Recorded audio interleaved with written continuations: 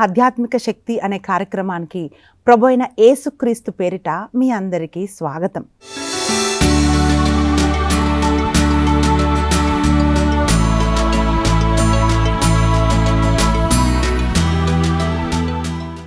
పెళ్ళి అనేది ఒక మనిషి జీవితానికి అంతం కాదండి. పెళ్ళి చేసుకుంటే అన్నీ అయిపోయిందని చాలాసార్లు కొంతమంది జోక్స్ చేస్తుంటారు, కొంతమంది అంటూ ఉంటారు, పెళ్ళయిందా ఇంకంత అయిపోయింది అంటుంటారు. కానీ పెళ్ళి అనేది జీవితానికి అంతం కాకూడదు. పెళ్ళి అనేది జీవితానికి, భవిష్యత్తుకి పిల్లరా ఒకరికొకరు సహకరించుకుంటూ అది ముందుకు తీసుకెళ్ళాలి. అంటే భర్తకున్న దర్శనంలో లేక భార్యకున్న పిలుపులో దేవుడు ఎందుకు భార్యాభర్తల్ని జత చేశాడో ఒకరితో ఒకరు సహకరిస్తూ ముందుకెళ్ళాలి వివాహాలు. అందుకే వివాహం అండి. కానీ కొన్నిసార్లు అంటుంటాం, వీడి పెళ్ళి నా చావుకు వచ్చింది అంటారు. ఒకరోజు ఒక సహోదరి చెప్తుంది, సిస్టర్ ఈ పెళ్ళయింది మొదలుకొని మా ఇంట్లో శాంతి సమాధానాలు లేవు. ఈ పెళ్ళయింది మొదలుకొని మాకన్ని కష్టాలే, నష్టాలే, అవమానాలే, పరువు పోవటాలే అని చెప్పి చాలాసార్లు కౌన్సిలింగ్లో ఎంతోమంది మాట్లాడారు, ప్రార్థన సహాయం కోరారు. పిల్లరా ఈరోజు అట్లాంటి ఒక వివాహాన్ని, అట్లాంటి ఒక కుటుంబాన్ని ఒక హెచ్చరికలాగా మనం చూస్తున్నాం. ఈమెవరు అనంటే సంసోను భార్య. చాలా మట్టుకు మనం బైబిల్ ధ్యానిస్తున్నప్పుడు దెలీలా గురించి మనం ధ్యానిస్తాం. కానీ సంసోనుకు వివాహమైంది, సంసోనుకు ఒక భార్య ఉంది, అది మనం చాలాసార్లు ధ్యానించమండి. కానీ ఈరోజు ప్రత్యేకంగా సంసోను భార్యను గురించి మనము ధ్యానించబోతున్నాం. అది న్యాయాధిపతుల గ్రంథము 14వ అధ్యాయంలో మనం చూస్తున్నామండి. సంసోను అనగా ఎవరు అని మనం చూస్తే, సంసోను దేవుని చేత తల్లి గర్భములో పడక మునుపే ఎంపిక చేసుకున్నాడు దేవుడు. అంటే సంసోను తల్లిదండ్రులను దర్శించి, ఇదిగో ఫిలిష్తీయులకి విరోధంగా ఫిలిష్తీయులని నశింపజేయడానికి నేను నీకు పుట్టబోయే కుమారుణ్ణి అభిషేకిస్తాను అని చెప్పి సంసోను తల్లిదండ్రులతో దేవుడు మాట్లాడాడు. ఆ మాట ప్రకారమే సంసోను పుట్టాడు.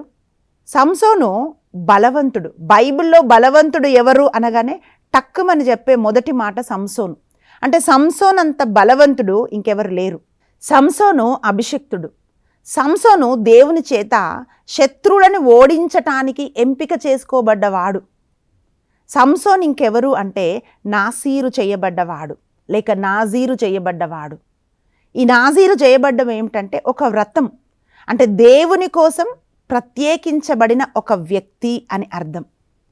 అంటే ఈ వ్రత దీక్షలో వాళ్ళు చేసే పనులు ఏమిటంటే ద్రాక్షరసం తాగరు, ద్రాక్ష అంటే పళ్ళు కానీ ఎండు ద్రాక్షాలు కానీ వాళ్ళు తినకుండా, చనిపోయిన దేన్ని కూడా ముట్టకుండా, తలపైన క్షౌరం చేసుకోకుండా, వెంట్రుకలు కత్తిరించకుండా, పిల్లరా దేవుడి కోసం ప్రత్యేకించబడి జీవించే వాళ్ళన్నమాట. అంటే అటువంటి వాళ్ళు అంటే వాళ్ళని చూడగానే మనుషులు గౌరవిస్తారు, వాళ్ళ అభిషేకంతో నింపబడ్డ వాళ్ళు. కానీ ఈ సంసోను వివాహాన్ని మనం చూసినట్లయితే పిల్లరా వాక్యం ఏమంటుందంటే, సంసోను ఒక ఫిలిష్తీ స్త్రీని ఇష్టపడ్డాడు. వాక్యం ఏం పలుకుతుందంటే, ఒక మారు సంసోను తిమ్నాతు నగరమునకు వెళ్ళి అచట ఒక ఫిలిష్తీ యువతిని చూచెను.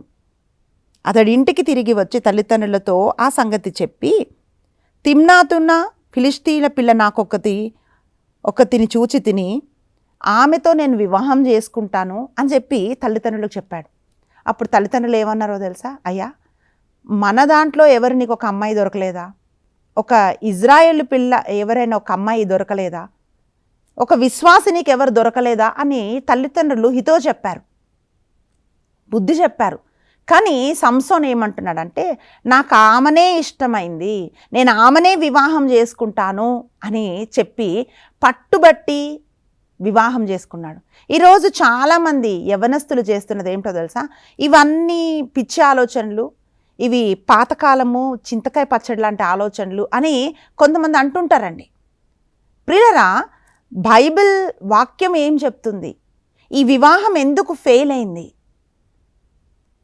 ఎందుకు ఈరోజు ఒక హెచ్చరికగా ఈ కుటుంబం మార్చబడ్డది అని అంటే, ఫిలిష్తీయులు, ఇజ్రాయేలు ప్రజలు వీళ్ళెప్పుడు కూడా శత్రువులే. వీరి విశ్వాసం ఒకటి కాదు, వీరు ఒక్క దగ్గర నడిపించబడలేరు.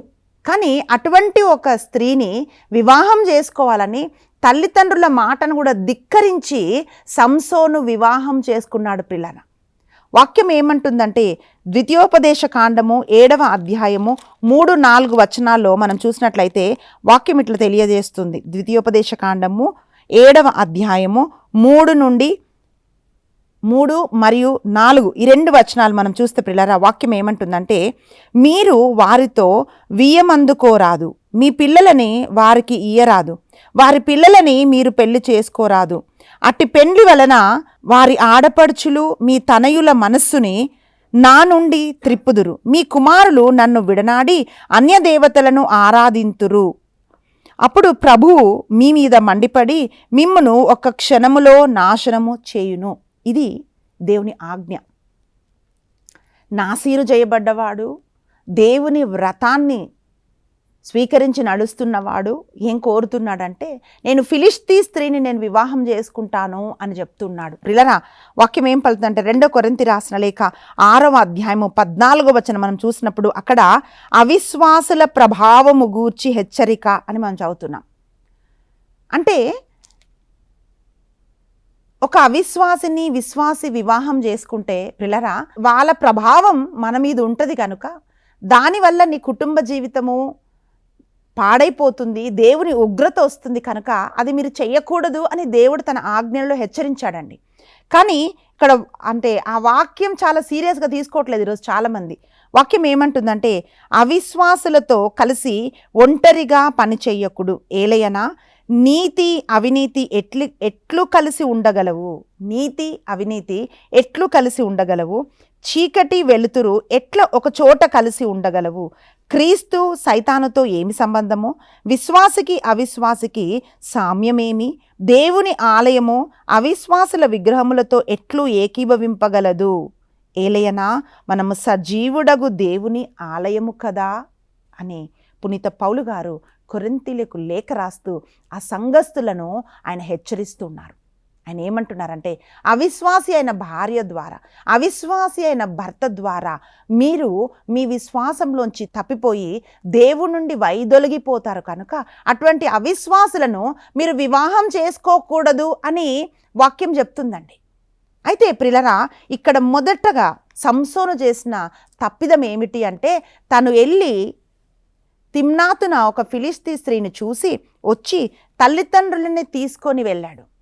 తల్లిదండ్రులని తీసుకొని వెళ్ళి వాళ్ళని ఒప్పించి వివాహం చేసుకోవడానికి సంసోను వెళ్ళి ఆమెను వివాహం చేసుకున్నట్లుగా మనం చూస్తున్నాం. అంటే దేవుని చిత్తము కాని ఒక వివాహము సంసోను జీవితంలో జరిగింది. తల్లిదండ్రులకి ఇష్టం లేని ఒక వివాహము సంసోను జీవితంలో జరిగింది. ప్రియబిడ్డ, ఈరోజు చాలామంది ఏమనుకుంటున్నారు తెలుసా, మా అమ్మ నాన్న ఆశీర్వాదం ఎందుకు, నేను చదువుకున్నాను, నేను సంపాదిస్తున్నాను, నాకు అన్నీ తెలుసు, మీరు పెళ్ళికి వస్తే రండి లేకపోతే లేదు. ఒకరోజు ఒక సహోదరి నాతో చెప్తుంది, అక్క నాకు చెప్పకుండానే నా కూతురు పెళ్లి చేసుకుంది. ఎంత వేదనండి, ఎంత బాధ ప్రియులారా. కష్టపడి కని పెంచి పెద్ద చేసి చదివిచ్చి బిడ్డలు అభివృద్ధి బిడ్డల మేలు తల్లిదండ్రులు కోరుకుంటారు. కానీ ఆమె అంటుందక్క, నా కళ్ళతో నా కూతురు పెళ్ళి నేను చూడలేకపోయానక్క, నాకు తెలియకుండానే నా కూతురు పెళ్లి చేసుకుంది అని ఆ తల్లి కన్నీరు పెడుతుంది. అంటే తల్లిదండ్రుల ఆశీర్వాదం అవసరం లేదు అని చాలామంది అనుకుంటున్నారు. ఇక్కడ సంసోను తల్లిదండ్రులకి ఇష్టానికి విరోధంగా ఆయన వివాహం చేసుకున్నాడండి. మనం ఏం చూస్తున్నామంటే, తిమ్నాతుకు తల్లిదండ్రులను తీసుకొని వెళ్ళి ఆ రోజుల్లో వివాహం అంటే 7 రోజులండి. 7 రోజులు సంసోను తల్లిదండ్రులు ఒక విందును ఏర్పాటు చేశారు. విందును ఏర్పాటు చేసినప్పుడు అంటే మీరు ఆ న్యాయాధిపతుల గ్రంథము 14వ అధ్యాయము అలాగే 15వ అధ్యాయము మొదట కొన్ని వచనాలు మీరు చదివినప్పుడు ఈ సంఘటన అక్కడ రాయబడి ఉందండి. 7 దినాలు వివాహ విందు జరుగుతుంది.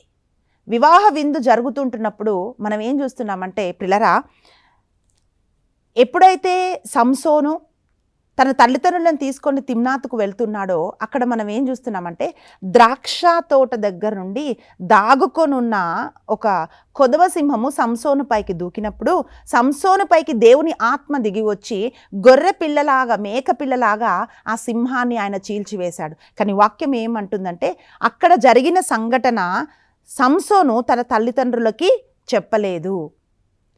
అసలు ద్రాక్ష తోట వైపు నుంచే నాసీరు వెళ్ళకూడదు, వాళ్ళు అవి తినకూడదు, తాకకూడదు అంటే తిమ్నాతుకు వెళ్తున్న మార్గంలో అక్కడ జరిగిన ఈ సంఘటన ఏది కూడా సంసోను తల్లిదండ్రులతో చెప్పలేదండి. అక్కడికి వెళ్ళి ఆమెను చూసి ఆమెతో మాట్లాడినప్పుడు ఇంకా ఆమె పైన సంసోనుకు ఇష్టం కలిగెను అని బైబిల్లో మనం చూస్తున్నాం. అంటే ఆమె సౌందర్యంగా ఉంది.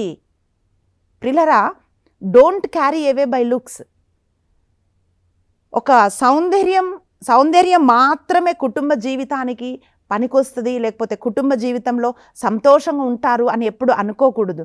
వాక్యం ఏమంటుందంటే సంసోను ఆమెను చూసెను, సంసోను ఆమెతో మాట్లాడినప్పుడు అతనికి ఇష్టం కలిగెను అని మనం చూస్తున్నాం. ఏంటండి, ఆమెతో మాట్లాడినప్పుడు ఆయనకి ఇష్టం కలిగిందంట. వచ్చి తల్లిదండ్రులకు చెప్పేసి ఏం చేస్తున్నారు, 7 రోజులు విందు చేస్తున్నప్పుడు ఫిలిష్తీయులు 30 మంది సంసోను చూడడానికి ఆ విందుకు వచ్చారనమాట. ఇది ఎక్కడ జరుగుతుంది ఈ విందు? అమ్మాయి వాళ్ళ దగ్గర విందు జరుగుతుంది. అప్పుడు పిల్లరా, ఎప్పుడైతే సంసోను మళ్ళీ ఆమెను చూడ్డానికి అంటే ఆమెను తీసుకురావాలని చెప్పి వెళ్ళి విందు చేసి వస్తున్నాడో ఆ దారిలో ఒక సంఘటన జరిగింది. ఆ సంఘటన ఏంటంటే ఈ సింహము చనిపోయినప్పుడు ఆ సింహము కళేబరంలో అంటే ఆ సింహం చనిపోయిన ఆ శవము లోపల తేనె పట్టు ఉందన్నమాట. సంసోను ఏం చేశాడు, ఆ తేనె పట్టు తీసి తను తిని తన తల్లిదండ్రులకు కూడా ఇచ్చాడు. తిరిగి వెళ్తున్నప్పుడు ఫిలిష్తీ స్త్రీని చూసి తిరిగి వెళ్తున్నప్పుడు తన తల్లిదండ్రులకు కూడా అది ఇచ్చాడు. కానీ ఆయన చెప్పలేదని బైబిల్ చెప్తా ఉంది. మళ్ళీ తిరిగి వచ్చి విందు జరుగుతుంది, చక్కగా విందు జరిగింది. 30 మంది స్నేహితులు వచ్చినప్పుడు అక్కడ ఆయనకి ఒక పొడుపు కథ వేశాడు. పిల్లరా, ఈరోజు వివాహాలు ఏమిటి అంటే ఒక మనిషి స్టేటస్ చూపించుకోవడానికి, అంటే ఒక మనిషి ఏంటి అని మొత్తం చూపించుకోవడానికి వివాహాలు ఎక్కువగా చేస్తున్నారు. కానాపల్లె పెళ్లి విందులో మనం చూసినట్లయితే వాళ్ళు యేసుప్రభుని తల్లి మరియని ఆహ్వానించారు. కనుకనే కొరత తీర్చబడి అద్భుతం ఆ కానాపల్లె పెళ్లి విందులో జరిగింది. ఇక్కడ ఎవరొచ్చారు అంటే ఫిలిష్తీయులు స్నేహితులు వచ్చారు. ఎక్కడికి? సంసోను చూడడానికి ఆ విందుకి. అప్పుడు ఏమైందంటే ఈయన సంసోను ఒక పొడుపు కథ చెప్తున్నాడు.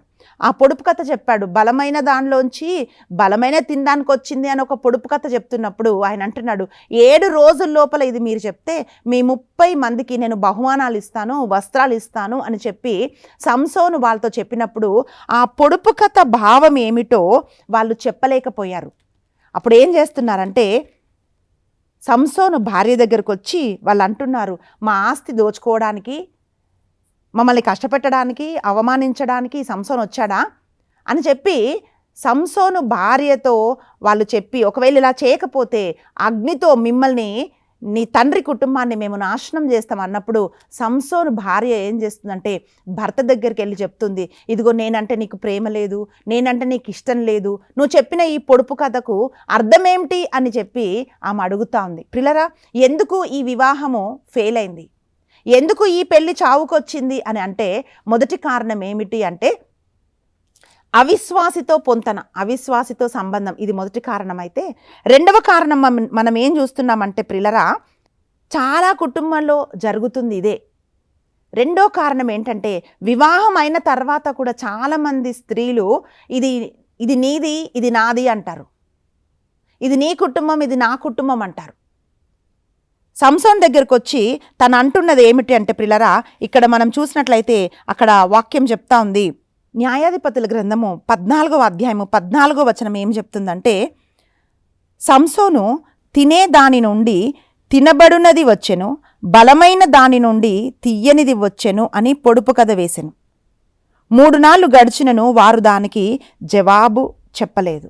ఈ పొడుపు కథకి వాళ్ళు జవాబు చెప్పలేక వాళ్ళు వచ్చి ఏం చెప్తున్నారంటే ప్రిలరా, భార్యతో చెప్తున్నారు.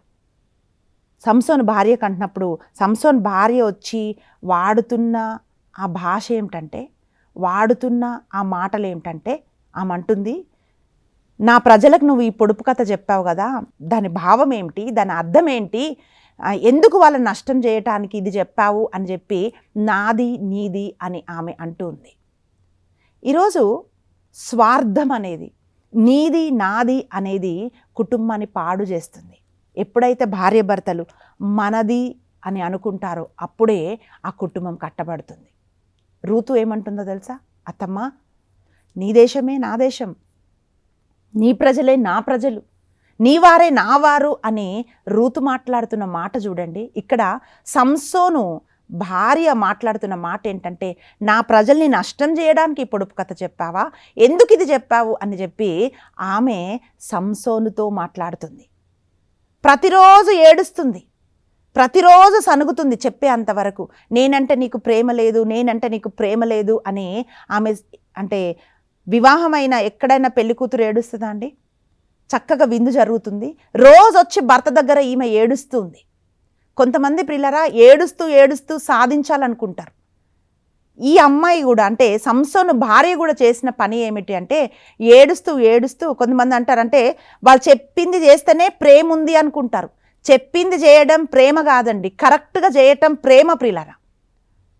అమంటుంది, ఇదిగో నాపైన నీకు ప్రేమ లేదు, నేనంటే నీకు ఇష్టం లేదు, ఆ ఇష్టం పోయింది అని చెప్పి అంటున్నప్పుడు సంసోను విసిగెత్తిపోయి ఆ పొడుపు కథకు ఒక అర్థం చెప్పినప్పుడు ఈమె చేసిన మూడవ పొరపాటు ఏమిటంటే అది తీసుకొని వెళ్ళి ఆమె తన ప్రజలకి చెప్పింది. ప్రజలకు చెప్పినప్పుడు వాళ్ళు 7వ రోజు చివరిగా సూర్యుడు అస్తమిస్తున్న సమయంలోకి వచ్చి సంసోన్తో చెప్తున్నారు, ఇదిగో నువ్వు ఈ పొడుపు కథ అడిగావు కదా, ఈ పొడుపు కథకు అర్థం ఏమిటి అని అంటే, సింహం కంటే బలమైనదేంటి, తేనె కంటే తీయనిదేంటి అని వాళ్ళు చెప్పినప్పుడు ఆయన అంటున్నాడు, ఇదిగో నా దూడ దున్నకపోతే ఇది నీకు తెలిసి ఉండేది కాదు అని చెప్పి సంసోన్ అంటున్నాడు. అంటే నా భార్య ఇది మీకు చెప్పకపోతే మీరు ఇది తెలుసుకొని ఉండేవాళ్ళు కాదు అని చెప్పి సంసోను అంటున్నాడు.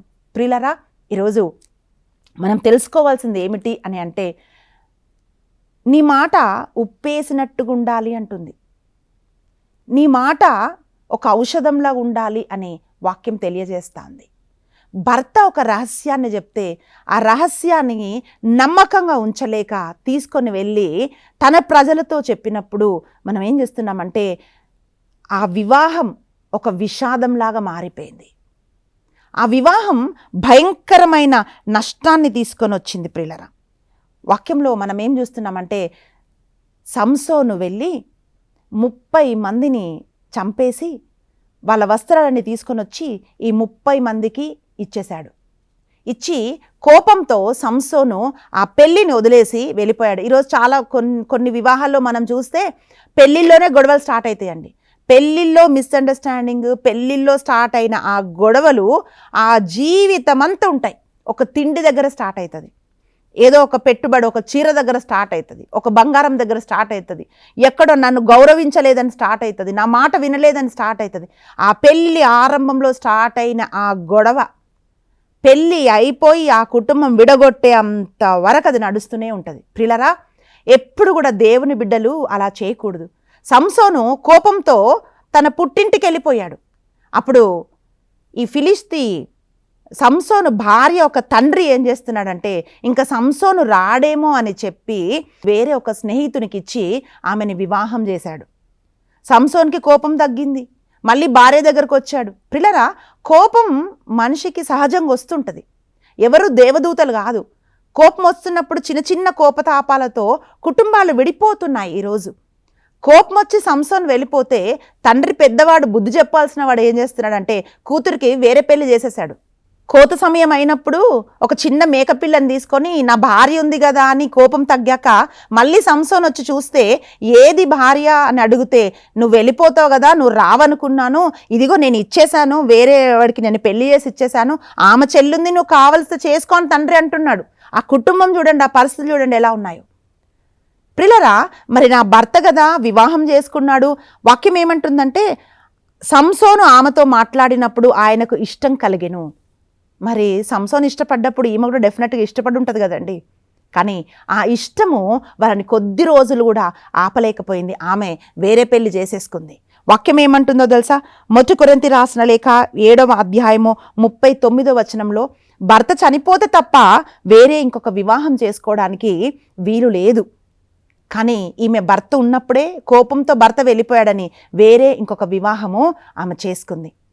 ఇది విన్నప్పుడు సంసోనికి కోపం వచ్చి, పిల్లరా, 300 నక్కలను తీసుకొని వచ్చి వాటి తోకలు కట్టి వాటిలో కొరువులు పెట్టి ఫిలిస్తీన్ల ధాన్యం అంతటిని కూడా నాశనం చేసినప్పుడు ఆ ఫిలిస్తీన్లుకి ఏం అర్థమైందంటే ఇది చేసింది ఎవరు అని అంటే సంసోనే చేశాడు అని చెప్పి సంసోను మామని, సంసోను భార్యని, ఆయన కుటుంబాన్ని అగ్నితో కాల్చివేశారంట. చూడండి, పెళ్లితో ఆరంభమైన ఈ గొడవ వాళ్ళ చావు వరకు వచ్చింది.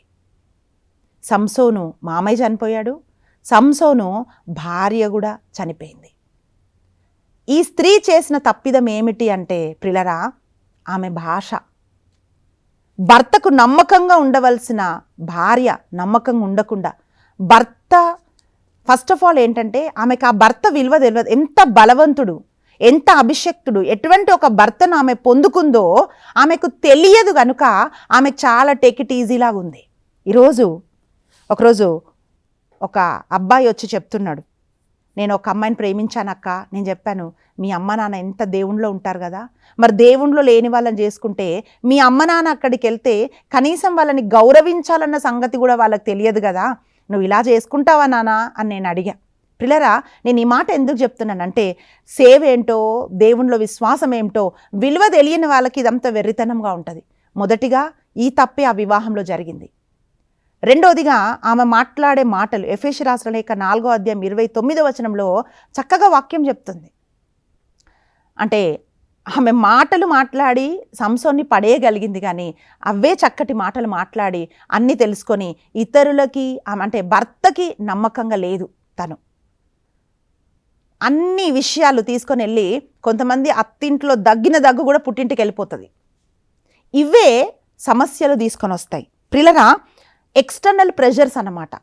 అంటే అమ్మ నీ భర్త ఇట్లా చేస్తాడా, మీ అత్త ఇట్లా చేస్తుందా అని వాళ్ళు చెప్తూ ఉంటే వీళ్ళు పాపం మంచిగా ఉండాలనుకుంటారు,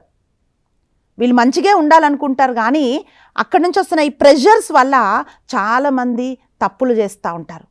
ప్రియబిడ్డ, ఈరోజు నువ్వేం ఆలోచన చేయాలంటే ఏ ఎక్స్టర్నల్ ప్రెషర్స్ వల్ల మీ రిలేషన్షిప్స్ పాడైపోవడానికి మీరు ఎప్పుడు కూడా ఒక అవకాశం మీరు ఇవ్వకూడదు. స్వార్థంతో ఉండకుండా మీ కుటుంబం కట్టబడడానికి మీరు ప్రయాసపడాలి. కళ్ళు మూసుకుందాం, ఈరోజు మనం ప్రార్థన చేద్దాం.